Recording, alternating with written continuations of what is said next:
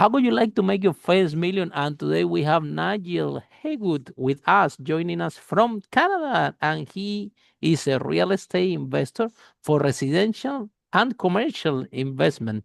So, Nigel, tell us, what are the 5 steps that you recommend entrepreneurs in order to make the first million? Welcome to Unstoppable Podcast with Harry Sardinas, inspiring conversations with influential millionaires, investors, thought leaders, entrepreneurs who are making a massive difference with their innovative products and services, and sharing the challenges and wisdom of how they sold their first million. I'm a very mathematical person, so for me, if it maths out, like if the numbers work, for me, for real estate or anything, I'm a computer programmer, internet developer, and I'm a real estate developer, and I do a lot of things in both. So it's kind of like there's a lot of math on both sides. I love math. So if it cash flows, it's in the right area. It's all of the things that real estate people look for. And that's what I'm going for. So So that's kind step of how number I did. one, step number one is do your math. Do your math. It doesn't matter what you're doing in life, any investment that's big, you're doing your math. Oh, I love this step number one. Yeah. Do some numbers before you jump into anything to make sure you Yeah. make some money out of it. Yeah. And if you don't understand the math, that's fine. Then you've got to build a team that understands the more complex side. So a good realtor that can do the math for you, even if it's your first real estate investment, and you just say, I want a property that's going to cash flow and, go find me that. And I want it in a nice growth area with good income people, and he'll find it for you. And, I know it's passing the buck, but it works. Good realtors will find you that property and bad ones won't. So Step number one, we do the math, and step number two, Yeah. we find the right team that complement what we don't have because we have something missing. So now we Great. we have done these 2 things. We did our math, step number one, and number two, we find a team member that complement what our That's weaknesses right. are. And then what happened, Nigel? 3, 4, and Uh, 5. What I'm happened then? I'm a big pusher on education. So Mhm. whether you're reading a book, I started my entire journey. I know this is going to date me, but Rich Dad Poor Dad, great book. Me too. All of it is good. This is awesome. Oh, it changed my It's a- life. So I mean that, and he had a whole series of other books, and it was really interesting understanding how society works and then how his success stories, and he writes lots of books about those successes, and he's got a good set, and it's very interesting, and that's where you get excited and you feel energetic about the whole process. And for me, that was just overwhelming. You just think, how can you lose money if you know enough ways to get into real estate deals and enough exits to know when to leave, or kind of separate out the funds with joint ventures. So for me, it was very overwhelming. So education, and I mean, even if you're not reading books, then you're joining Facebook groups or you're joining other real estate groups that are within your area that know a lot and maybe got a good reference. It's education, Very hands good. down. So we're almost there. We're almost there. So we have done the math. We Yeah. find the right people in the team, and then we start to educate ourselves, learn from others, read books, Yes. coaches, masterminds, Yeah. Facebook group. We might say create your environment, create your network, That's right. your peer group, and then 4 and 5. You just said it right there. Network. Your Very good. network is your net worth, is the saying that everybody says. You don't have a network, you will run out of money.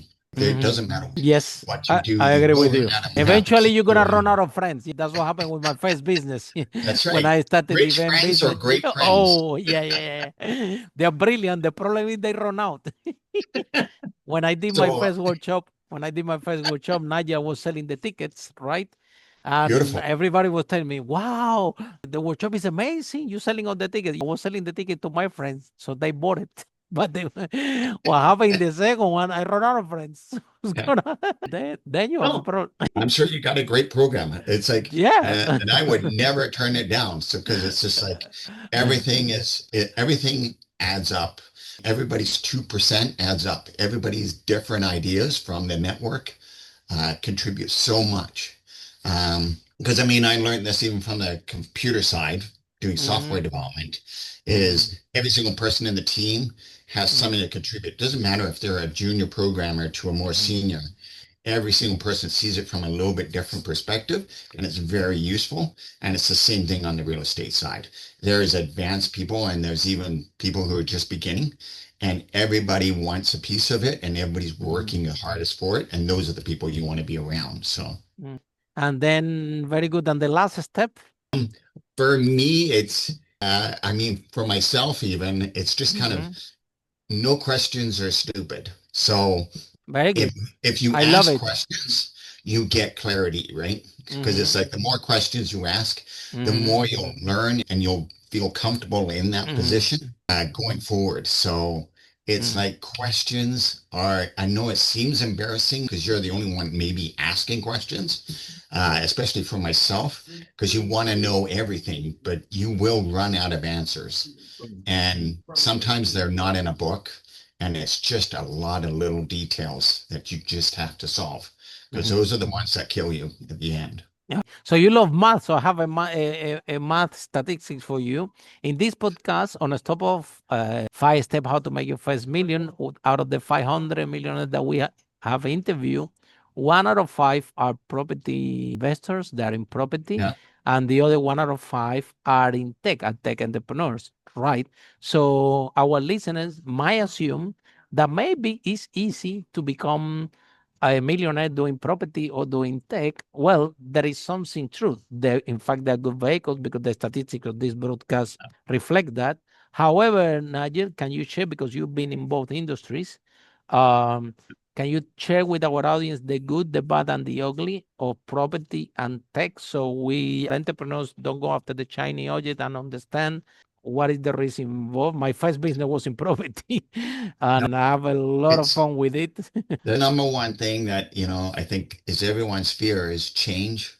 You can't be afraid of change. You can't be a rock. Software and development processes change. I mean, it used to be like a waterfall kind of do it all at once, release it, see what your feedback is. And now it's changed to more of, small releases, get small feedback, and then you're not putting out as much risk on each mini release. And it's the same thing, I guess, in real estate. Real estate, you can't be a stick in a strong current. You have to go with the current. So, I mean, if Airbnb Yeah. is not working for you, or maybe you're Mhm. doing small residential stuff, at some point, it's not going to work anymore. And you have to grow Tell me about past it. that. Tell me about it. And you have to go Oh my God. commercial. Oh You yeah. it's like I love you it, Nadia. yeah, you're there. Oh my God, Yeah, I've been there. Tell me about it. Welcome to my life. You see, my first business was rent to rent. We're doing it in London. Okay. I'm telling yeah, you, 18 years ago, when it was like the credit crunch, 2007, 2008. So I got this brilliant idea. Okay, I'm going to rent a flat and I'm going to yeah, rent the rooms individually. They call it in London rent to rent. And it was amazing because it was credit crunch. And then nobody have money to rent the whole flats, but they can afford to rent the room. And then on one side there were all the flats empty because it was credit crunch and nobody could afford to rent the whole flat. On the other side was a lot of people looking for rooms because it's the same reason they cannot afford the whole flat. Then it comes Harry and yeah, say, okay, this is what we're gonna do. I'm gonna rent the flats to the landlords a good price, and then I'm gonna fix them up, and then I'm gonna rent it by units individually to yeah, the other market. And wow, it was amazing. We're making so much money. We're making so much money that yes, one day I arrived to the office and my manager tell me, Harry, go home. We don't need you here. We can grow this company without you. Travel the world if you want. Don't worry about it. We're making so much money that we can hire basically everybody in the company who was better yeah, than me at everything. So imagine how much exactly. money the thing was making. Guess what happened? Everything is amazing until Airbnb shows up. First problem. And second problem, the property cycle goes around. So yeah, it's good when it's credit crunch. Yeah, but what happens when the economy recovers? Now I go to the landlord telling me, Harry, pay me more, or I give it to the estate agent. Because now everybody, when the economy recovers, Yeah. now it didn't last forever. So to your point, now you have to go with the flow and adapt to it and paying attention, not because something is working. This is my life experience in property. Not because something is working today, especially in property, that means they're gonna be working tomorrow. Yeah. And you have to keep an eye because and also an advanced technological software can Yeah. literally get you out of business because to us, when Airbnb show up, it give us a lot of headache as well. Now we have to work Yeah. more. And Exactly. our margins going down and bottom Yeah. line, eventually after a very successful run, we had to Yeah. start to de-escalate that business because Yeah. the profits that we were making, they were not what we used to. And Yeah. we decided to do something else. Still, we do Exactly. property, and I'm now involved in a big Fully, property. fully. Yeah, so I still do Yeah. property, but it's something else. Yeah. That strategy. We have the same thing here. It's like people get into Airbnb and they go this like in a Lake District, and you go, Mhm. this is awesome, and they're all renting out these cottages, all Airbnb, and it's booming. And then all of a sudden, someone like a Karen in the district said, no more Airbnbs. And she started to get a lot of people behind it. And all of a sudden, all these rentals that were specific for Airbnb and making good money, all of a sudden couldn't do Airbnb. And it was a community shut it down. And the same Mhm. thing happens to condos. It's just like you don't want to be in a position of like Airbnb is a very high risk as far as I'm concerned. I'm not an Airbnb person. So I always look I at did it make very a lot of money with cautiously. Airbnb, don't get me wrong, but it's make our Yeah. operation 10 times more complex and expensive than it was Yeah. before. We did manage to Yeah. sell some, I- but it was at the end we had to de-escalate. yeah. Nigel, It's I kind of, like to break this. Sorry to interrupt you. yeah. What is your point? Do you think that the people writing the regulations are the entrepreneur? That do you think that they're fully aware what they're doing and the impact that they can have? Because it's happened to me in business several times. Even with the properties, right? Remember, I need to have an HMO license. I remember I took one pub in London, yeah, and the pub got Yeah. fired. And in London, there is something called HMO license, house and multi occupation. And without that license, you cannot operate. And I remember the guy from the council came and told me, Harry, listen to me. I'm issuing the license because it's you who holding the license, and I issue several licenses to you, and I know that you comply. But since this pub got fired, Yeah. I was reluctant to give the license to anybody. Okay, because of course it's a huge risk. So sometimes, I mean, they do have the reasons, but sometimes the people doing the regulation, they take longer, and the compliance, the permits, and then we are there entrepreneur depending of paperwork when we have a lot of money in the line, and this money in the line is not only money. This money create jobs, create the economy. These people pay tax, and sometimes you're waiting for somebody that takes longer than expected to feed the paper, and then eventually somebody comes and decide, oh, a new regulation, no Airbnb anymore, and now the investment I tied with a lot of funds and everything, all of the Yeah. sudden. So, what is your view in regulation? Can we do about it? And do you think that these people are taking the decisions, they should be maybe they should spend more time with entrepreneurs to see what actually we do? Then, I, I mean, the market change that we've seen for Airbnb is mm, more of a change to middle term rentals. So it's no longer this kind of, we've got whole provinces inside Canada that are just said Airbnb, no more. Like you have to live in the residence to rent out like your basement or rent out a room. You cannot be outside the house. So that killed a lot of Airbnbs. So in other areas, it's gotten to a middle term where it's like maybe you're renting it out, but it's for 3 to 6 months. And you're saying, I'm going to rent it out to, flight attendants or nurses or, corporate people who are visiting downtown sectors.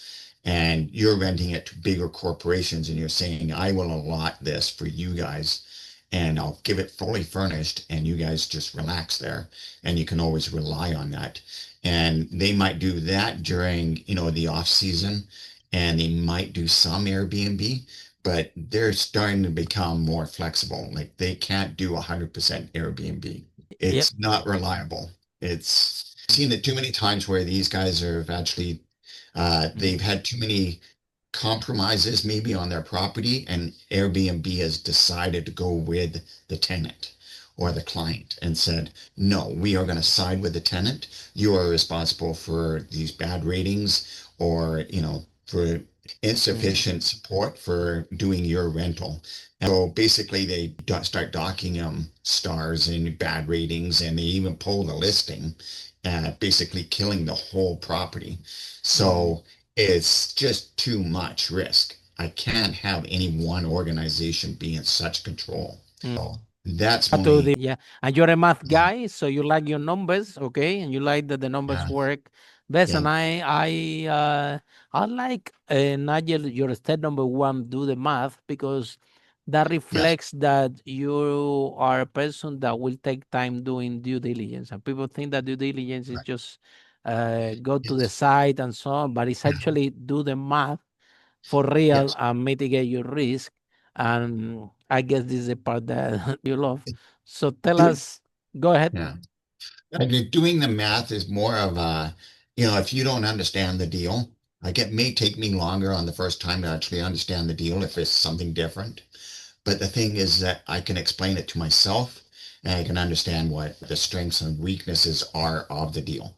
It's kind of like I meet too many younger entrepreneurs or, who are kind of going to real estate and they're like, whatever, it's going to make $200 a month. That's good. And I'm like, is that the best, outcome that you're going for? Like, I mean, a Mm-hmm. small hiccup that month, you're negative.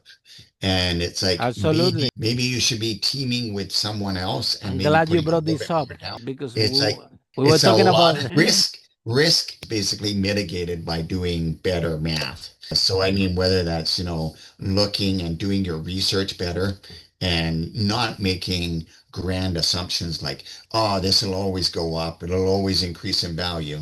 And in Canada right Mhm. now, we're having a drop in rents across Canada, Oh, wow. which is Hmm. not a good thing. I mean, this is across the Absolutely. board. So Across I the board. mean, Wow. everybody's lost like 10-15%. So now Oh, wow. if you buy a property and you're thinking, whatever, 100, 200 profit, you may now be eating 1,000, or $500.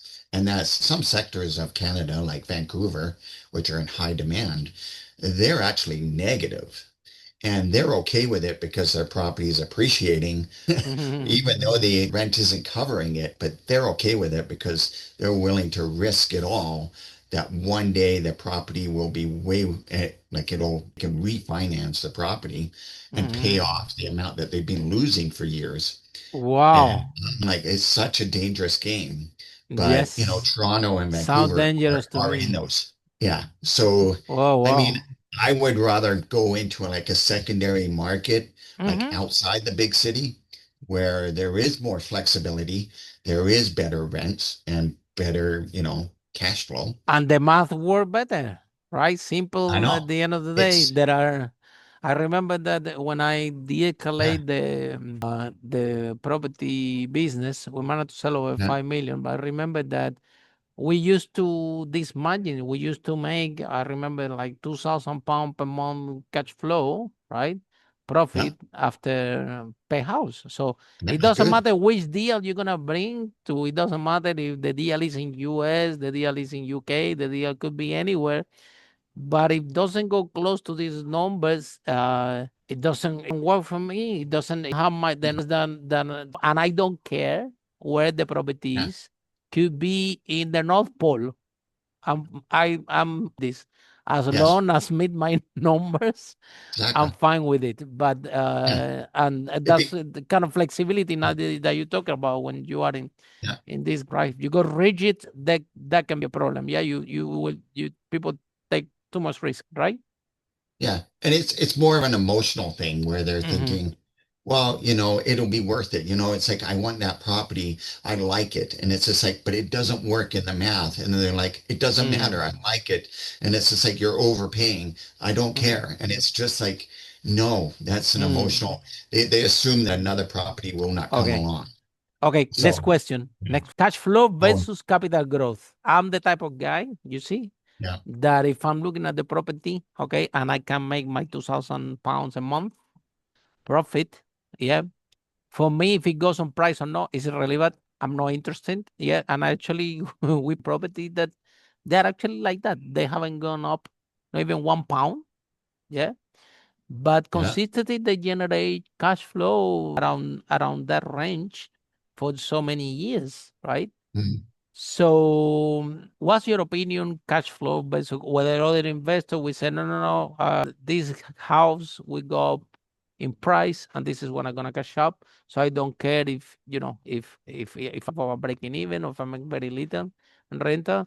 Um, so, what is your take on this, and how you see? What's your favorite? Cash flow, capital growth, in the middle. I'm a cash flow 100%. That's Harry. Okay. It doesn't matter because we need money every month, right? We need money every day to buy the food, to go out, to put, I don't know, gas in the tank, whatever. Every month, if you don't have money that month, you right, or you cannot Right. pay your bill. So, but in perspective, Nigel, what as an investor, what is your formula and why? I mean, How I heavily don't know. will I you mean, be I in, will you be in capital growth versus no, cash flow? I'm a bit of both. That's just Okay. it. So I will Balance. take the cash flow. 60-40. Yeah, I'll be a 60/40. Very good. So I want cash flow. Like, don't get me wrong. But then again, it's like, if you got to weigh, like right now, for a lot of commercial properties, you'll get like 1,000, 2,000 a month, which is Mm-hmm. ridiculous. Mm-hmm. Like, that much money for the amount that you've got leveraged. Mm-hmm. So, but you can actually turn around and you can say, well, I'm going to do some forced appreciation, where you're going to say, okay, I'm going to renovate a bunch Mm-hmm. of areas, Mm-hmm. and so the cash flow will be impacted. But then if you're doing it towards your end of your, refinance period, and you can refinance and get most of that money back and Mm. more, then I'll do that. So Not it's too kind of bad. like, Yeah. I'll Okay. do the planned Mm-hmm. loss and Mm-hmm. then recuperate. But yes, I'm not buying into a losing property or tight margins Mm-hmm. for long term. No. How about commercial versus residential? I heard that commercial is amazing. You don't have tenants. You don't have no one to call you 1 a.m. Hey, you need to feed my heater. Yeah. I used to Uh, have a lot of tenants, 177. Yeah. yeah, When you have 177 tenants and 28 property, something happen every single day. This we will yeah. never bored. Yeah. Every day was something going on. If it's not washing machine, it's the window. So tell us, It residential versus commercial. I hear people are telling me, like, I know a lot of it property investors it that commercial is amazing. yeah, commercial is final end goal. But yeah, the requirements to go commercial, like Mm-hmm. from your equity and your, Mm-hmm. strength of your assets, Mm-hmm. because they're leaning on your assets. Mm-hmm. They're looking at the building and they're saying it'll Mm-hmm. cover. Now, great. Now, if something does go wrong, you can financially back this, and that's where most people fall down. But Can we say you know, that is better, but the barrier to entry is higher? I mean, it's less maintenance, but you're kind of in a good position, because it's like, yeah, it's Les a better Martinez is balance. amazing. There are Uh, people that come to this podcast that they're buying warehouses, huge, all over United yeah, States, and they at the very good right. price and discounted price, and they're separating into Yeah, pieces and selling the units to invest to pieces, and then after they rent it, and you see there is no basically yeah, that's it. It's just storage space, right. and I mean, if it's your location, I think, yeah, warehouses, like yeah, they get it self right. storage. Yeah. Yeah, Yes. like self storage. I want to get a self storage in the next year. And I Mm-hmm. think that's the next thing too, because self-storage is so low maintenance. It's like you just put on Bluetooth Sound lock, amazing. Yeah. And yeah, then you can with find a Bluetooth warehouse camera. discounted. Yeah. Yeah, it's all on an app, and you just kind of boom and it opens the lock. It's like you don't need someone there 24/7. It's like the cameras Still, record. you have to buy the right price and you have to Yeah, make sure that You have to know what you're doing, like everything, yeah. But I mean, if you But it can sounds get less the stress. property, Yes, yes. if you get the property that grows with you, kind of like self-storage, and you buy 1 acre and you fill it, then if you can expand to 2 acres, three, and you're Mm-hmm. working with the person who owns Gradually. 3 acres, Oh, there you go. You see, you're doing your yeah, math. Very see, good. now you're working with the Gradually. math, so that's not working against you. You don't want Mm. to buy, it takes like 30 months to own, to Over fill, leverage yourself, yeah. yeah, to fill self-storage. It's Mm. huge. So Mm. it's like you're trying to leverage your minimum debt so that you're making the Mm. maximum Mm. profit. So Mm. Mm. yes, it's So, Nail, all about the good. transition between corporate to be your own business. Okay, there are you shared with me before the broadcast that at some point your business is doing amazing or doing well with the property, but also you have a lot of opportunity in your corporate as a tech consultant, and now both directions are extremely well, and then you are Yeah. in the middle. And so what make you to of faith to move from to entrepreneur, which is totally different, because when you are in corporate you can tell your colleagues, I'm sorry, this is not my job, on Saturday and Sunday you don't need to worry about anything. Whether it's having your own business in the first 2 years, 4 years, until you get product market fit, it becomes something really intense, that you have to be Right. basically Monday to Sunday, and everything is your job, whether you like it or not. So, what message do you have for the people in corporate listen this broadcast and say, "Oh, I wish that I had the core of Nigel to drop my corporate job and have my own business." So it is. It sounds too good to be true. Tell No, us about this transition, and why that decision, and if you regret it. it is one. Because I had my first job. So Mhm. if it was the other way around where I didn't love my first job, it would Oh, well, probably that's be, even worse. You were happy in your corporate job. This is no, this is yeah. unusual. Because Usually, the people are trapped in the golden cage. They are on the value. They don't take them seriously. They yeah, haven't done like I, like. yeah, like I had shares. I had, I was in software. It's like I love my job, but at the same time, it was like, you know what? It's like I want to retire and I want to relax, but I still got the real estate side. So every single year, it was a step towards independence, meaning how can I plan that I don't have to maintain my properties, and am I Mm, making the best decisions for for retirement? So it's like initially it's I just want money and I'm just reinvesting that money every single year. I never took money from the real estate oh side. wow, I just kept paying it down, paid it to go wow, faster, borrow it to get to the next property, like wow. leverage all of the assets.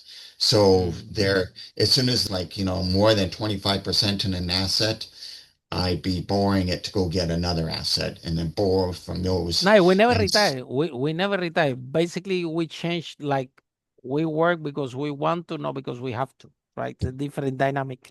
yes. So I mean, it's a force because, yeah, once you start making money, you don't want to stop making money. So, Yeah. and that's my thing for me is just to make that transition to, I have to, my wife literally has to drag me to, go for walks, do yoga with her. Oh, It's like good, it's good. forced relaxation Very because good that you otherwise, touched this point. oh, you do yoga? Well, I'll tell you, I had to walk a lot. I had to play tennis. I got my bit of this because There you go. we handle as entrepreneurs, we handle more pressure than anybody else out there. We are only 2-3% of the population, and nobody understand what we do. Not even my parents. They still Yeah, try to work out what I do. And but we have a lot of responsibility because I have employees that these people, that some of them, they only in the family. So when if they don't get paid, the whole family doesn't eat. So you have pressure with the employees, then you have clients and everything goes you, right? If you make a mistake, you pay with your own money. So a lot of you make your own decision, you lose a lot of money, and you might even lose money of other people without, just right. because wrong decision. And in order to take the right decision, we have Yeah. to look after our mental health. So when do you realize, Nigel, that you have to look after yourself because starting a business, especially my property business at the beginning, I was so Yeah. lonely. I didn't all those steps that you share. I didn't. There was no podcast back then. There was nobody sharing any of this. I didn't know what I was doing, and it was a process that was so lonely for 4 years, where I'm working Monday to Sunday without stop, having another job in the Hilton room service also. I'm working in the pub in London as I'm building my property business. And it was a process that took like 4 years to working Monday to Sunday. I didn't know what marketing was. I didn't clue about anything. I would just rent the property, start to rent it again, make some Yeah. profit, and I start to take more. And it was Yeah. becoming a very lonely journey and stressful after the 4 years. I have taken so much pressure and so much I didn't rest. Yeah. I was eating my eating habits. I remember to save time because I was working on the hard, I didn't have time. My idea was, okay, I'm not gonna eat in the day at all. And then at 11 p.m., after everything is finished and done, I'm gonna order from restaurant on the corner, whatever food, and I'm gonna eat like crazy. So that's what I was doing. Mind what Yeah. I did to my body that I'm still shall eat, try to work in the so Yeah. when and this the problem is this emotional pain can become in physical pain. You can end up with cancer, with depression, with a heart attack, you name it. So when you realize that, hold on a minute, if I don't deal, are you telling me even your wife now had to tell, okay, go for a walk, relax, take switch off, which is very difficult to switch off when you are because we love what we do. So when any anecdote, any story, something went wrong. Uh, I mean, for myself, it was never going to be a good time to leave the software side. Like, it's like you just do it. I mean, it's just kind of like, are the properties aligned? Are they working by themselves? Is this a good time for me to leave? Am I financially at a good state of like, have I refinanced the properties that I need to do? And what's my income going to be? And will the banks be concerned? So it was more of just kind of looking at from a bank side. Uh, I think How it's about like, your mental health? How about your mental well, health? How about the me- stress? How you handle mental this? health, yes, it's 30 years of software development, so there's a lot of mental damage there. It's a high pressure environment, right? Software development. Yeah. So every single release is got to be perfect. It's like, and then when the release goes out, there's always impacts and there's always bugs. So you're always fighting this uphill battle. So, and there's always, why don't you do this? Why don't you do that and improve it after that? And it's just like, and you've got competitors. Yeah. So So that is what the you? soldier. What worked for you? Like I told you mine, right? Just I leave. actually You, the there, thing here's the thing. I started my business 18 years ago. The property, I remember I used to go to the office and I worked like 14 hours with yeah, no stop. And I used to be a hero. Everybody, yeah, wow, you won't believe Harry work yeah, 14 yeah, hours that's without good. stop. And if somebody come now and tell me, Harry, I got a business proposition for you, but you have to work for 2 years, 12 to 14 hours without no stop. I would say thanks, but no thanks. No, Yeah, I that impact on my it health, is. It's right? And burning. at the end of the day, I remember that back then I Yeah, was working like 12 hours like this, but at the yeah, end it was not pretending, but I was not as productive. It was just sense of guilt. I need to be in front of the computer, yeah, and I'm in front of the computer while you're a software developer. You're trying to solve the problem. So problem have different solutions. yeah, I developed software, by the way, in Java and Oracle when because I got a degree in chemical engineer, and my first job in Spain wow, was writing software. So very good. I'm aware of of going on into the software development thing.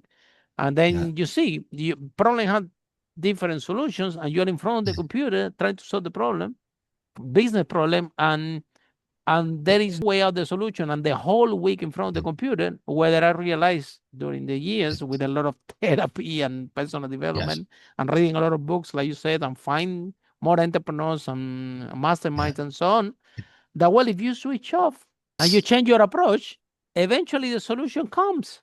yeah, yeah. So, uh, what is working for you? And this is actually, do you agree with this statement of you are a couple guy that when you have a problem, it doesn't matter?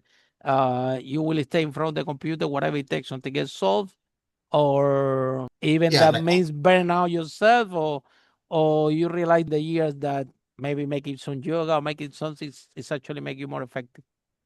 yeah. I mean, there's a level of anxiety there for software development. There's a lot of anxiety. So I Oh mean, yeah, yeah, yeah, yeah. sleep issues, where you wake up at 4 o'clock and your brain is going, like it's going. Because you keep And thinking the you have solution, right? That happened to yeah, me. because Yeah. you go straight into problem solving. And if it's not that, then it's something real estate. So it's like the two are just burning you out twice as fast. And you're working both of them, just like you, long hours, and there is nothing to give. You can't turn to the tenant and say, I don't want to solve your water issue. And you can't turn to work and say, I don't care about the client. Hmm. Hmm. So you're doing Hmm. both. So it's Yeah. just I just say, I've been preparing for this. The real estate is the side that's going to save me, and it's less work, and I can switch all of that to self-management, and I am. And whereas I can't do anything on the software side, it is just a burnout. It had to stop. The software side had to stop. It's not the software side. I can You love it, but unfortunately, you have to let it go out of yes, self-preservation, right? yes.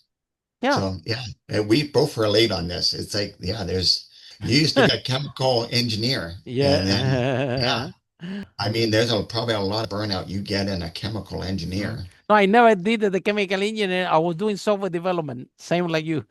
Oh, Oh, for 5 years. another podcast, I'm sure. Yes, yes, yes. Oh my God.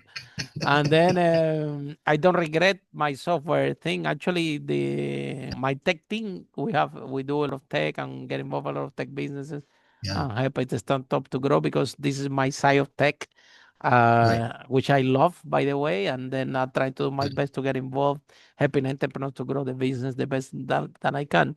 However, Nigel, I realized that for you're talking about anxiety, okay? And the sometimes solving the problems, like you said, right? Problems that come to you, especially if you're real estate, that out of all year, well, happened that Christmas Day at 1 a.m. a boiler break in London, which is freezing, and everybody's in the house celebrating and all in the heat. So who finds a problem? And then Harry solved this problem. So the kind of problem that come to us, if I tell you problems in my real estate, I will depress you with to get everything, from once we the balcony and they didn't want to leave. I'm like, what are you talking about? I said, no, in the winter, they nest there and now they have babies and those babies have babies and forget it. These pigeons will never go out of the balcony. I'm like, what you talk? So crazy things like this will happen in the real. And, Right. but we have to self-assessment to realize that in order for us to be productive and to make the right decision, doesn't mean that you need to be hours and hours and hours in front of the computer or on the phone Correct. trying to solve it. So You, what's working for you, Nigel? yeah, What is working in terms of switch off? I know that you share with me that still, your wife had to man switch off, yeah.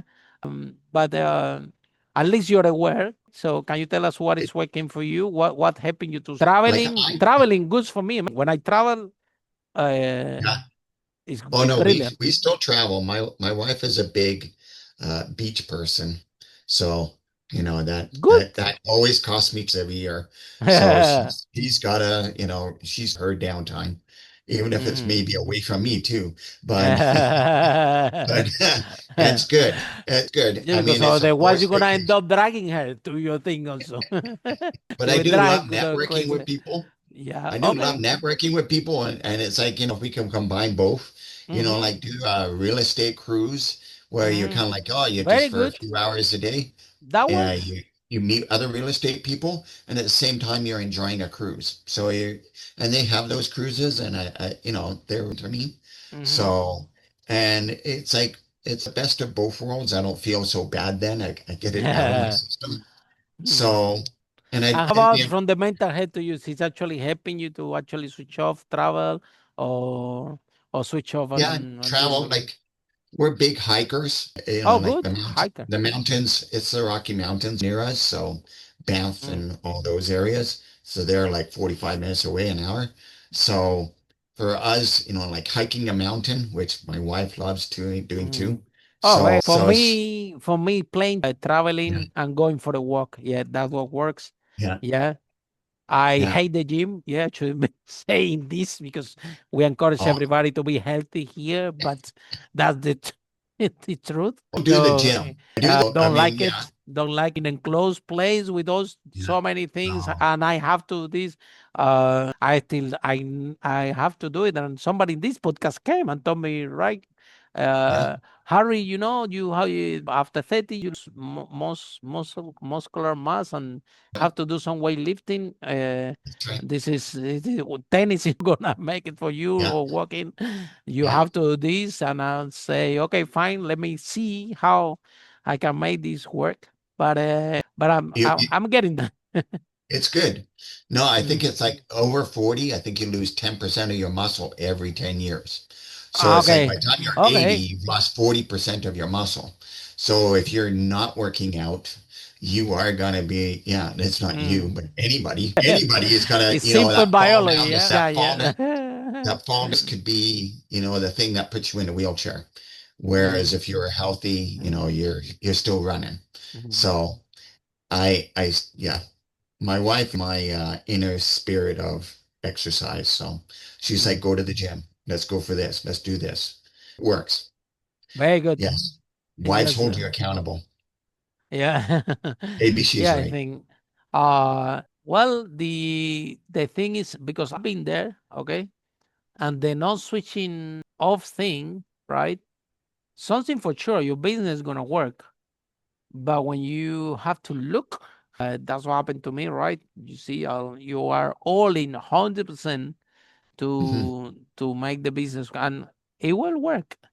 But it's gonna be a cost attached to it that I think that what happened to me after the business work, I was even a little bit traumatized. I had to Yeah. start to detox, all these strong process that we had to go through, right? And uh, Yeah. and if you don't have a mentor, you know what helped me a lot, Nigel, a mastermind. Somebody came to Harry, this is after the business is working, okay? And even my manager tell me, Harry, go home. We don't need you in the business. Now I have time. And I find out this thing they call mastermind. I said, what's that? I said, well, it's a property mastermind. You go there and all property people go there. I arrived into a property mastermind and I thought that I invented my business. And when I arrived to a property mastermind, I realized that I didn't invent my business. A lot of people were doing my business, and there were people that doing my business bigger and better than myself because I was mind Yes. how with myself and with that business, to make it work. That was not word, not even not about mastermind, about courses. I started to learn few amazing things. I started to learn there was something called marketing, right? I realized, we used to post our rooms in a website that cost Gumtree, and this is how we were renting them. Okay. And Yeah. after few good 4 or 5 years, I realized that, oh, this thing that I'm doing in this website, Gumtree, to put in the photos of the rooms and put in the description, this has a name and the name is marketing. Good to know. So all those business terms I was learning with that peer of group that actually I have a lot of friends. I still have, and it's actually changed my life because I was handling more with entrepreneurs, and there were problem. I have a problem. I have someone to talk to, and I Yeah. have someone to understand.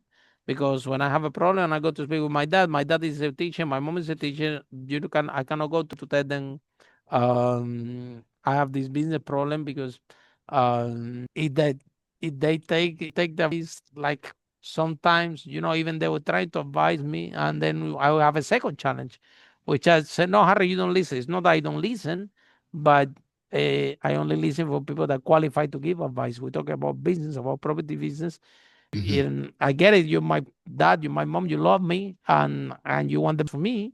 But like my mom, every time my mom I said, "Mommy, I'm gonna expand," my mom said, "Don't expand.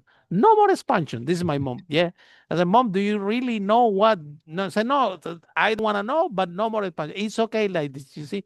So it's as long as you, as exactly like you said in your steps, you find you start to find Yeah. people that you But can talk but your your niche friends change. things. Your friends Yeah, change in your absolutely, network. So now absolutely. you're relating to them and you're Yeah. doing what they do, and it's subconscious sometimes. And you're just kind of like, I enjoy doing what they That was do. my first problem when I started my business. That I went out with my friends. Everybody have a job, and then started doing this business, and everybody talking, we drinking in a pub, and I have my speaker say, guys, you're not gonna believe I'm doing this business, I'm doing the houses and this, and nobody cares. Because And I'm nobody can thinking, relate to it. nobody Yeah. relate, nobody cares.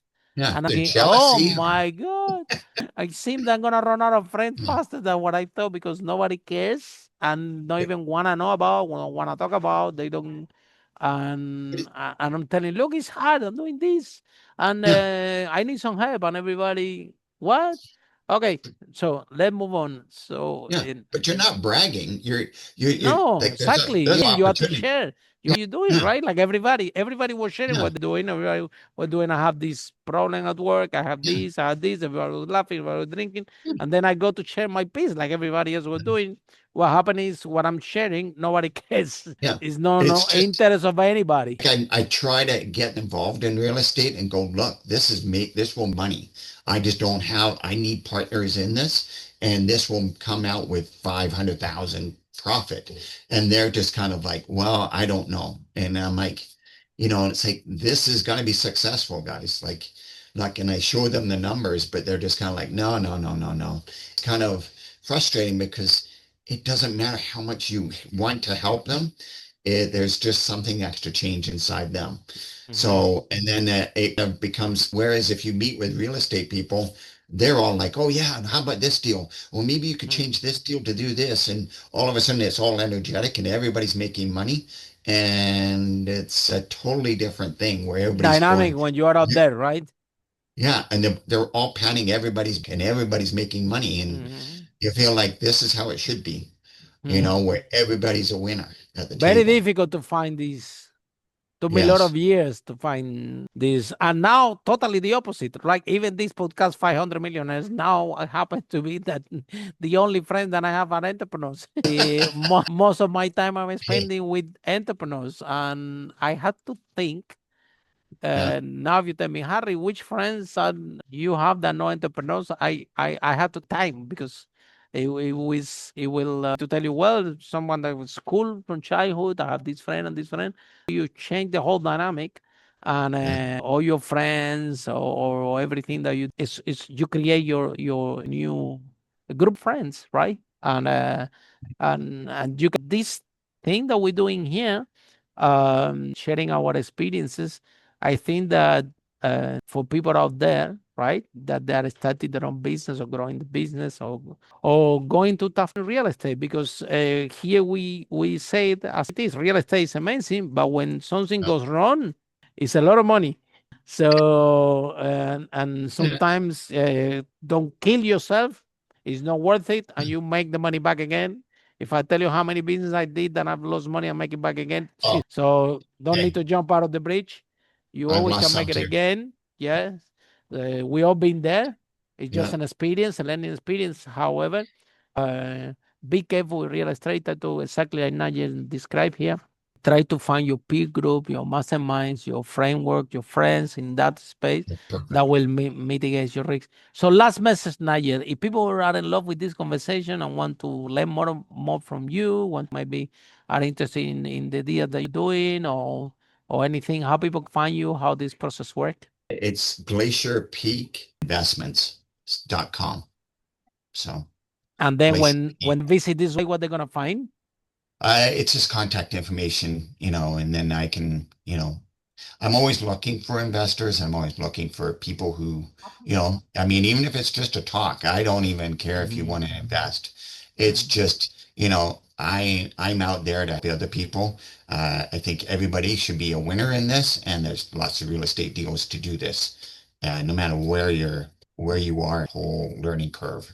So, Brilliant. So if someone want to start the path into real estate, I always said, right, all yeah, the millionaires I know, most of them have real estate, right? Some of them are doing a little bit of the side, and basically, if you want to learn and you want to start in real estate, that would be amazing. If you can start with someone that have experience, okay, and can be part of that circle.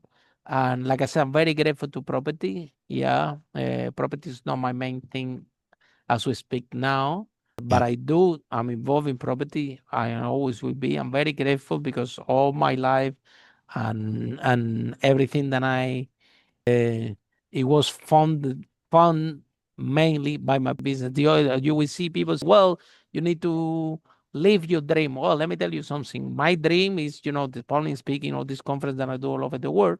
But in order to become, for me, an international speaker, a lot of trial and error went into place and a lot of resources went into play until finally managed to pull this off. And if I didn't have my property business, there is no way that we have required to do the this public speaking, this list and all the work we do. So I'm grateful for property and it's either, and let me tell you something, you create a good foundation for property, right, Nigel? And if your dream is, I don't know, do software development, if your dream, I don't know, whatever, if with a strong, solid foundation with property, you will be able to pursue your dream. And if it works or it doesn't really matter because you have a very solid foundation of investment working. So right. now that has been Good amazing. I points. think you're brilliant. Yeah. I think Oh try no, to no, switch off. I, Yeah. Remember from this podcast, we're rooting for you. We want every entrepreneur to be healthy, wealthy, and happy. Right. And I that's get right. it. I get it. Share the Is love. I get it. It's hard to shove because our responsibility and because of sometimes the amount of involved in the things are large and but at this we have to stay healthy because otherwise what's the point to make all this money, what's the point of being of working if we cannot Right. enjoy with family, friends, with people that we love. Okay, so thank you so much for the broadcast and for all of you following the Unstoppable podcast. See you in our next episode. How brave entrepreneur like Nigel break the wall and Thank you. achieve the first million. Bye for Thanks, now. Harry. Follow us for more interviews with world's most influential, audacious entrepreneurs that overcame challenges and adversity, providing you with the blueprint of how they sold their first million so you can grow your business exponentially.